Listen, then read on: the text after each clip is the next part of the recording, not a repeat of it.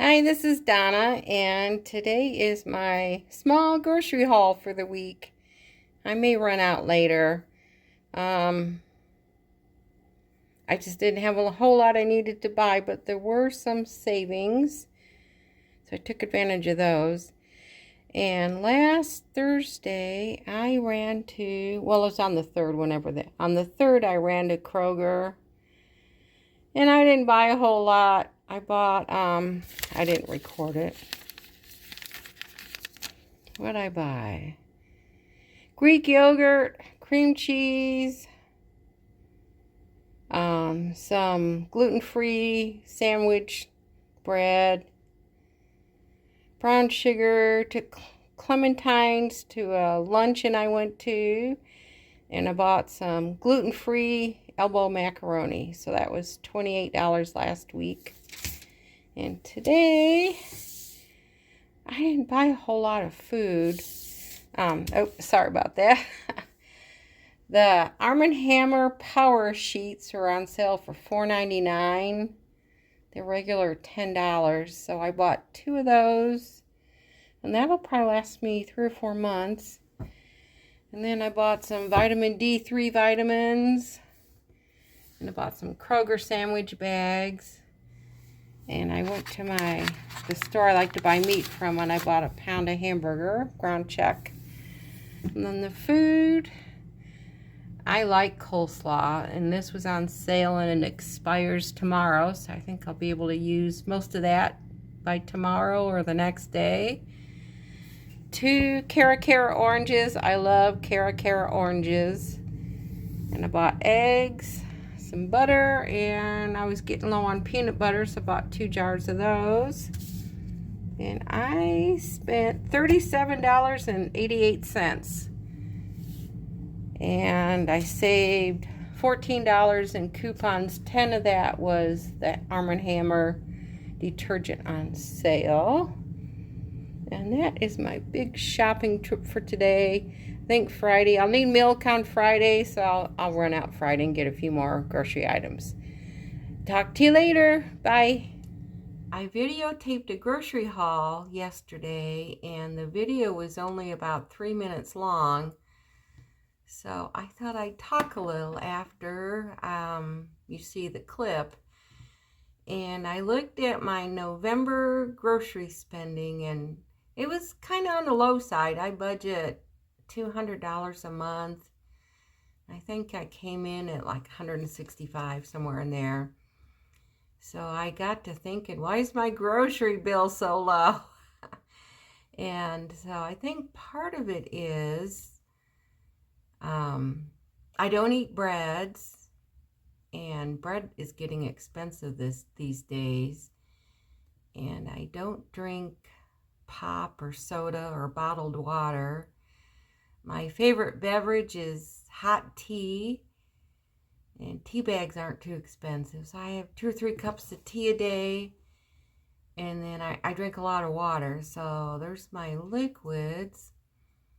And then for breakfast, I eat breakfast because the health experts tell you should eat breakfast. So I just have a scrambled egg with a little bit of cheese on it. And I enjoy eating a couple of dates. So that's a pretty cheap breakfast. And the experts say that you should have protein with every meal. So the egg covers the protein, and a little bit of cheese. Between the protein and the cheese, it helps keep you full longer. And lunches are kind of hit and miss. I might have leftovers from the day before. Sometimes I buy a salad kit. And since I don't eat bread, I like the corn tortillas. Sometimes I'll make I guess it's a wrap. I throw cheese in it, wrap it up, and throw it in the microwave for 30 seconds. And that's my lunch with a piece of fruit. And then dinner time, I usually have meat and potatoes or that type of thing. As for snacking, my favorite snack is popcorn. And I have a hot air popper, and I'll pop some popcorn once a week or so. Throw a lot of butter on it, of course. So that's pretty much what I eat. And then in the summertime, I have a little garden. And this year I had a ton of zucchini, so I froze the zucchini into slices or shredded some of it. So I've been tossing some of that in meals with my dinner. And I do some canning and freezing of tomatoes. So, if I make tacos for dinner, instead of store-bought taco sauce, I've made my own. So that's kind of why my grocery bill's so low. And I thought I'd share one recipe that I enjoy making. And I don't eat much wheat. When I do, I suffer the consequences. And I just feel blah the next day and feel bloated, kind of like eating too many beans. That's all I'm going to say on that. But it does make me feel bad. So I have a favorite gluten-free recipe, and I'm going to put the recipe on the screen. And actually, it's I got this from Seiko powdered buttermilk, and I've used this for, I don't know, 30 or 40 years. They still make the powdered buttermilk. The recipe hasn't changed. And so I've just modified it. And what I do for one person, I use 1 egg, and then I use 1/3 of a cup of milk and 1/3 of a cup of flour. So I'm using 1/3 of the recipe. The only thing that stays the same is the egg. And I've read that gluten-free flour, the texture's a little bit different. So I've seen a lot of times where they use more eggs than traditional baking goods. So I've discovered this 1 egg to 1/3 of a cup of milk and gluten-free flour works pretty well. And I like to put pumpkin puree in it. So I'll buy a can of pumpkin puree. I use about 1/4 of the can per each recipe. So I beat the eggs real well with the sugar. I add, well, maybe a tablespoon of sugar, not a whole lot. I beat the egg real well. I mix in the pumpkin puree, and I throw in some spices. It's kind of your discretion. I throw in some cinnamon and ginger and cloves. And then I add the baking soda and baking powder and salt. And then I add the milk and the gluten-free flour. My favorite gluten-free flour is Arthur brand. That's what I generally buy. You can use it 1 for 1, same as regular flour. So mix that all up together. I mix it in a cereal-sized bowl, and then I nuke it in the microwave for 3 minutes and 30 seconds, and that seems to cook it pretty good. If you don't, I've had to play with it a little bit. If you do it much less than that, the pumpkin isn't quite finished in the middle, and that's not good. And sometimes, using the gluten-free flour, I'll make my own version of cornbread. And again, I probably use half gluten-free flour and half cornmeal. And I mix the milk till it looks good. And then I throw on some baking soda and baking powder and salt. And I nuke that in the microwave, again, in a cereal-sized bowl for about, I did this the other day. I did it for 2 minutes, and it was kind of dry, so maybe 1 minute and 45 seconds. But that's kind of how I get my my longing for bread sometimes as I make these. Oh, and sometimes with the pancake mix, I will do